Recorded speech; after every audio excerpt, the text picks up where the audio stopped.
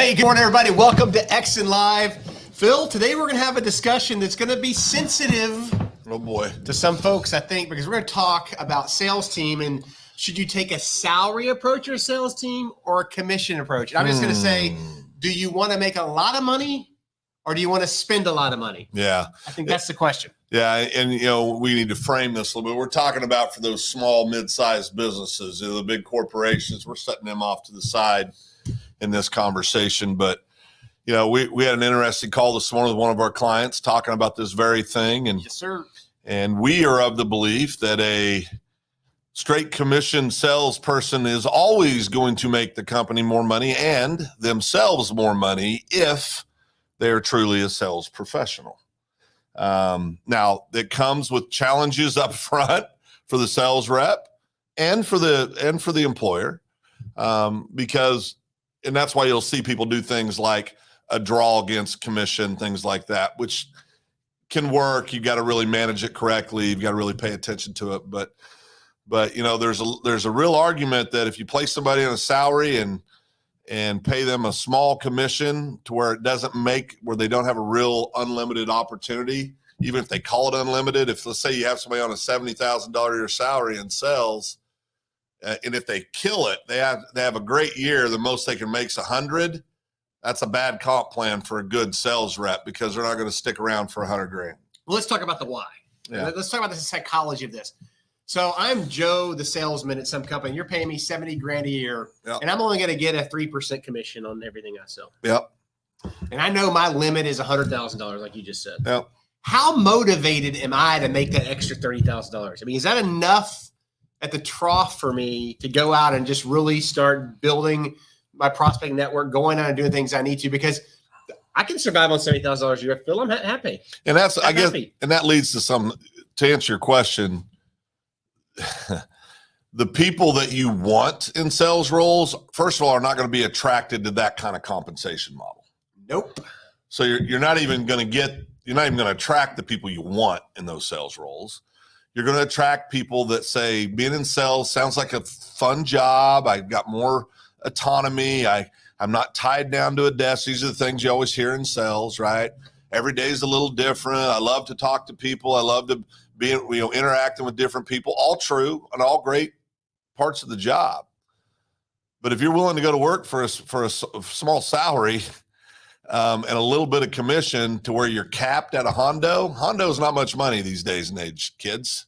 Nope. And so you're not going to get the kind of people you want to begin with in those sales roles. So you've got to really think about that. You got to begin there. Who do we want in these roles? Do we want hunters? Do we want people that are going to go out and prospect, generate those self-generated leads?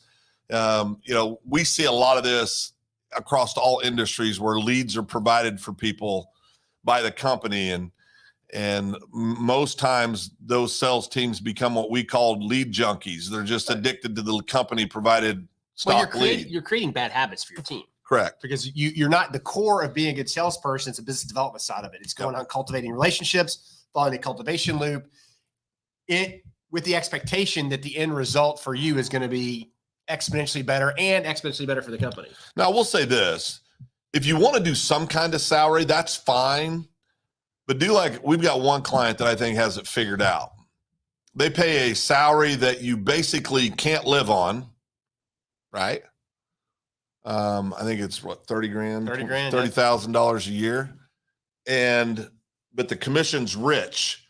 To give you an example, this company, it's a small privately held company. I'm not going to say names obviously, but they have a sales team of 11? Yeah, I think so. 10, 11, 12 people, counting all departments.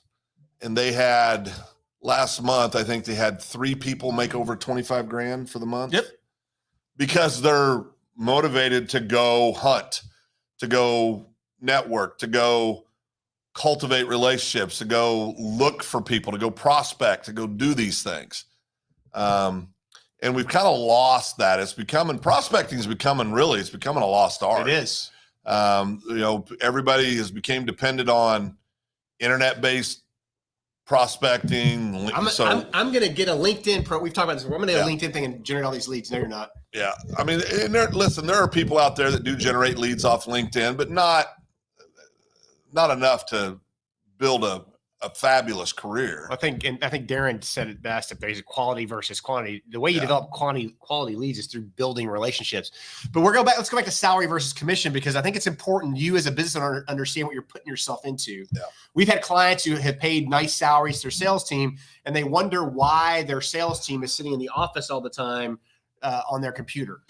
And that's where my favorite saying comes in. If you got salespeople that are sitting in the office all day, they're going to end up with two things: a flat butt and an empty checkbook, because they start becoming something that they're not. I mean, you as a salesperson, your job is simple. It's to go tell the company story, the company you represent, to solve problems for your prospective clients. You got to find out where the pain points are. Yeah, I mean, there's a lot of things you got to do. You got to identify your ideal client. You got to create your market survey. You got to do all these other things. But once all that's done and you're out there, it's about closing business. It's about developing relationships and acquiring customers and clients. It's not about sitting in the office. It's not about, or we have professional networkers, right, that never get around to asking for a check. Trust me, you will be more inclined to ask for a check more times on any given day if you do not have any other income other than what you sell. Okay, it's a built-in motivator to go get it done. And I know there's business owners out there that are going to see this and go, "You guys don't know what you're talking about." Yeah, that's all right. I've been doing it for 30-some years. I've hired salary and I've hired independent. But I know which one works. Well, let's just be a little more gentle about that, Phil, because what they're scared to step into that commission-only role because they don't know the impact. They've done something a certain way for so long, they don't understand the exponential growth you can see if you shift the mindset and build a team of hunters. Well, I think part of the problem, too, is you got a lot of industries out there that call people salespeople that aren't salespeople. What I mean by that is the role itself, they're order takers. They're customer service reps. They're whatever you want to call it, but they're not true salespeople whose job is to prospect, source, work them through the cultivation loop to where they get to the point of proposal. And then, they're just not those people. You've got to have people that are motivated to go out and close deals. Oh, Matt's chimed in, Phil.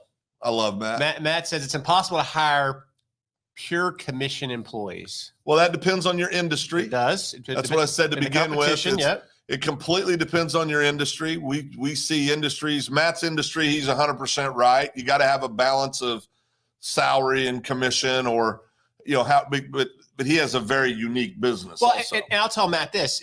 Matt, we don't disagree with that statement at all because your business. But what I will say is, the comment here is, where do you put that salary, and are they still hungry when they get that salary, right? And are they paying for themselves through their sales? We have a company right now that one of their sales team members is not paying for themselves. Yeah.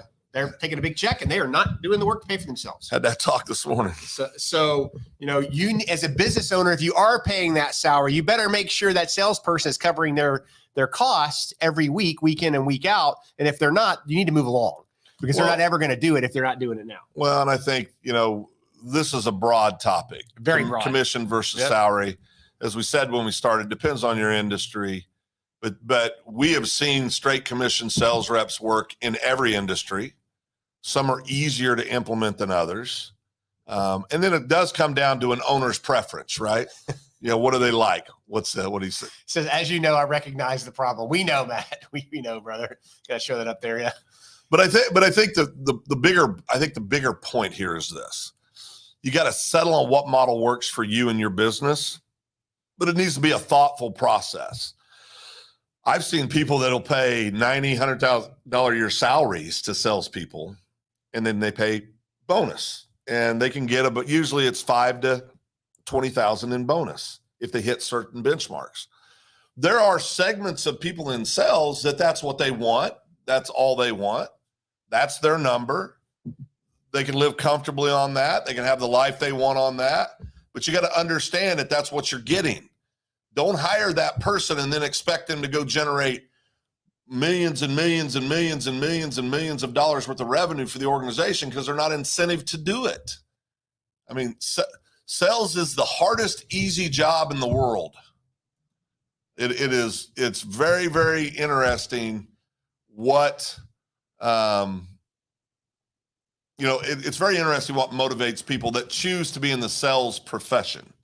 And it's usually people can talk about, I want to serve people. No, you want to make money. Most people that are in the sales profession, they did it because they want to make a lot of money. That's why you got into it. Well, then you're greedy, Phil. Call me greedy. People. I mean, but I just don't. I think you got to be honest with yourself on what are you hiring. We'll see people. We're big assessment guys. We believe in assessments. We do the SPQ Gold, which is an assessment we believe in. We've used it for years. It works. It works. It's all about how do they prospect? How do they go about the activity of business development? We use DISC for sales, which identifies who they are as a person, how they communicate, how do they, their personalities. Those, you got to understand who you're bringing on board and why you're bringing them on board to have success with it long term. Well, so Rachel, it's great to see you today. Rachel is probably one of my favorite people in the world. She and I work together in the Air Force. She's now a very successful businesswoman here in the Oklahoma City area and nationally. And she's asking a question. Do you think sales renew? Oh, I'm going to look at this. We got to get glasses. We got to get glasses. Do you think sales, renewals, or customer success should be incentives on the customer subscription service renewal? So we're crossing. We got the customer service piece, which is an important part of the renewal piece, and those are two different type of sales people we are talking about. You've got your sales team. What industry is she in? She is in the consulting industry. I think, aren't you working for a consulting company that does project management? I believe she's doing project management But stuff. what kind of consulting? I'm not exactly sure. Yeah, because that's going to dictate the answer. As a general rule. Go ahead, Dave. As a general rule, you've got customer service, sales, and renewal, right? Yep. And you also have your sales team. So for project management in the DoD space, you have a network of people that are building relationships and carrying on them. But your CSRs, and I'll use the insurance space, okay, they are directly speaking to your clients on a regular basis. Yep. So in a lot of cases, your CSRs are your frontline renewal people. They are for some companies, whereas your sales team for other organizations, your hunters are your renewal people. They gotta feed themselves. So I think it's a combination of both. Yeah, but it does depend on the industry. She's doing SaaS, software as a service. Yeah, that's a unique industry. I think if I owned a company and had for our sales reps that did that, I would be incentivizing them on everything. But Dave will tell you, I love incentives. Well, it motivates people. I always pick on Tony Robbins, and I always feel weird when I do it because the man's mega successful. But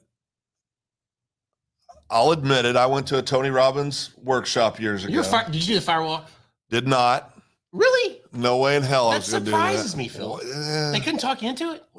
I went there a believer, and by the time I left, I wasn't a believer in Tony Robbins. But my point of bringing him up is there's a difference between motivating and rah-rah. A little bit of rah-rah lasts a little bit of time. A lot of rah-rah lasts a little bit of time. Rah-rah lasts a little bit of time. Motivation's what drives long-term success when you have a plan, a process, all the other things that go with it. But I think for me, back to Rachel's question, I would incentive all three. Now, they wouldn't be the exact same incentive because what you don't want to create, listen, it's a lot more cost effective for a company to retain a customer than to go acquire a new one, 100%. right?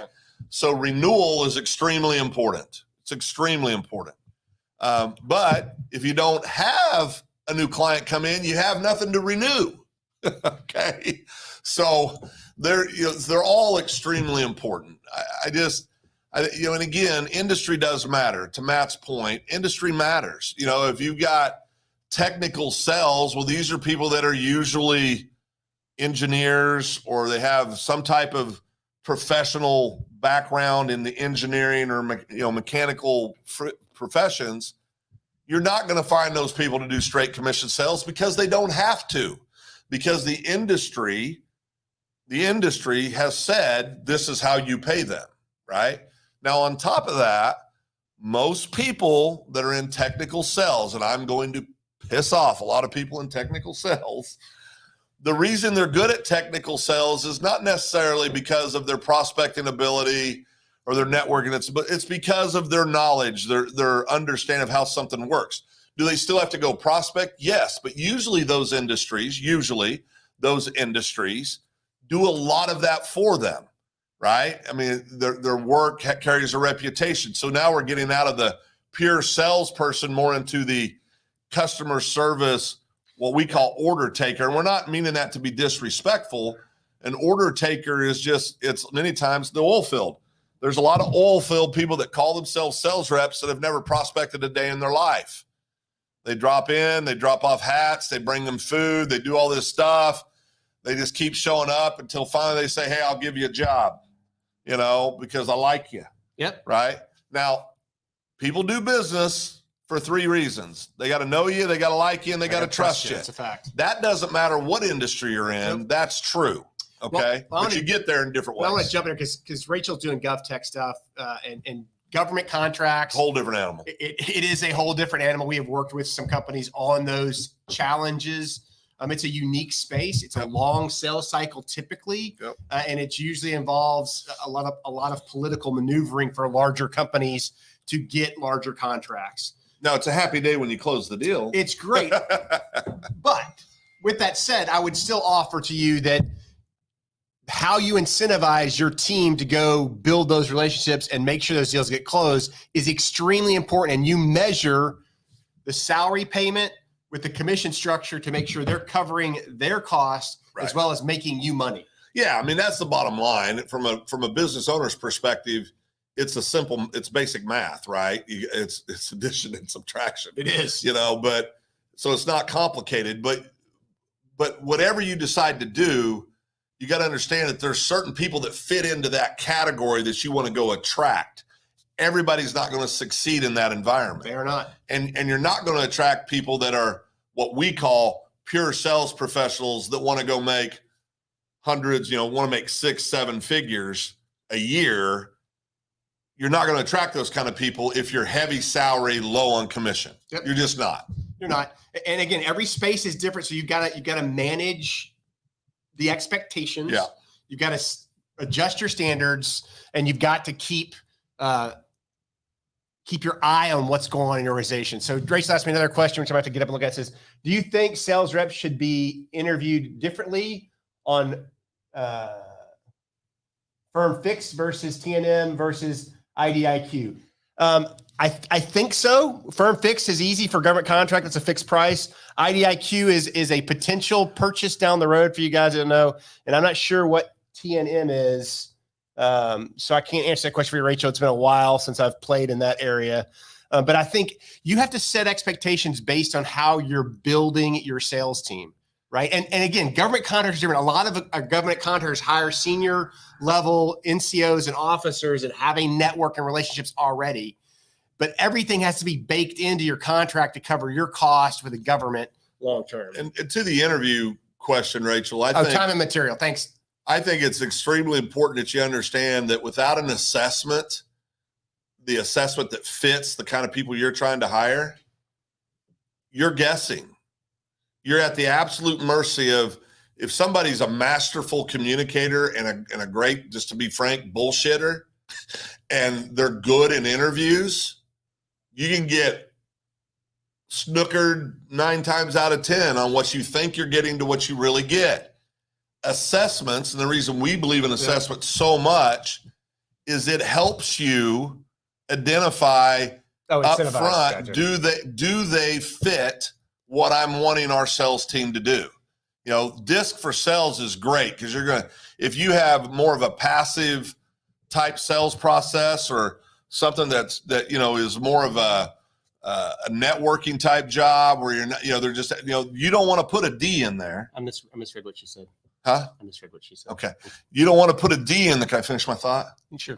Okay. You don't want to put a D in there because if you put a D in there, they're not going to fit. You know, if you're a technical type of salesperson or if a technical type of business, a C is going to do really well in that type of sales. An I can do well in about anything because they're really chameleons. Yep. They kind of try to figure it out. And an S is going to be scared to get out of bed. So you've got to understand who you're trying to hire. So she said incentivize that interview. I misread the word. But Incentivize. Okay. We really need glasses, Dave, or a bigger screen. We drove the Jeep into the lake. It's okay. Yeah, we did. Sorry. Sorry. But let's start here. So the first process is, are you hiring the right people, right? And do you have people that have the skill set? And how are you identifying those candidates to hire? That's Phil. Assessments is the only way to go to understand what you're dealing with and potential shortcomings that you can help them work through if you like them and want to hire them. Yeah, and if you already have people hired and you haven't used assessments and you go back and do this, we're getting ready to do this for a couple new clients. Yep. You know, don't freak out when you get it. Don't think, oh, I got to fire them. That's not what we're saying. What it's going to do is it's going to identify where are they most naturally inclined to just naturally go perform a task, right? You got to customize your training and development to fit their style. If they're already an employee, they're a good employee, all those things. We're not saying run people off. We're saying this is going to give you a path to follow to make them successful. Yeah, and then on the incentivizing these sales team members, for a large company, I would be consistent in my incentives across the board, no matter what kind of contract it is, so you don't create hardships inside the organization because they're going to talk. Unfortunately, people talk too much about what they get paid, and they shouldn't.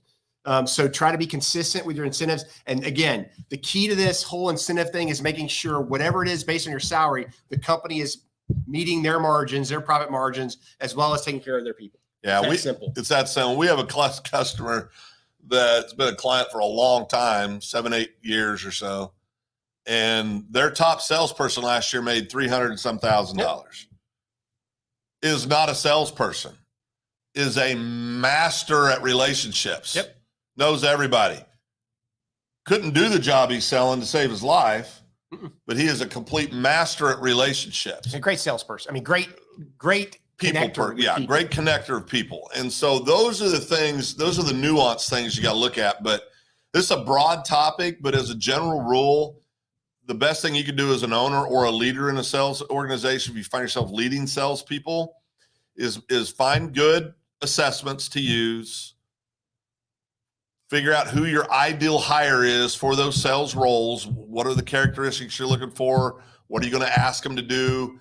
So you can recruit the right pool, create the right comp model to recruit those kind of people based on what your needs are. And then you got to train them. You can't slap them on the butt the first day and say, go get them, Tiger. You got to invest time in them. That's a fact. I mean, and it's nothing that, it never stops. I've done this for 30 years, and I'm telling you, I've seen people that were the top salespeople, and then they're back in the middle, and then they're at the bottom, then they come back up to the top, and then they go back down. Things ebb and flow. It's life, right? And one thing that makes sales a tough job, we all know this instinctively, is if you're out there really working it, you're going to get a lot of no's, and you got to have some thick skin.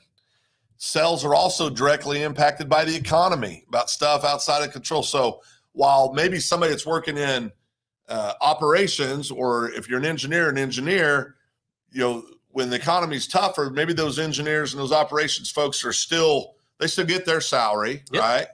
Salespeople, it's up and down based on the economy. So there's a lot of negatives or challenges that come with the sales profession. That's, again, why it's so important you identify and you seek the right people by creating the right comp plan, right training program, all those things. So you give them the best opportunity for success. Well, I want to thank everybody for showing up today for us. Great questions for us. Thank you for keeping us straight and reading. I will get something I can see. We'll get some glasses. I've got some glasses. I don't have to work this far away. Yeah. But we really appreciate it. We look forward to working with everybody out there. If you need anything from us, please reach out. And with that, Dave and Phil, we are out of here.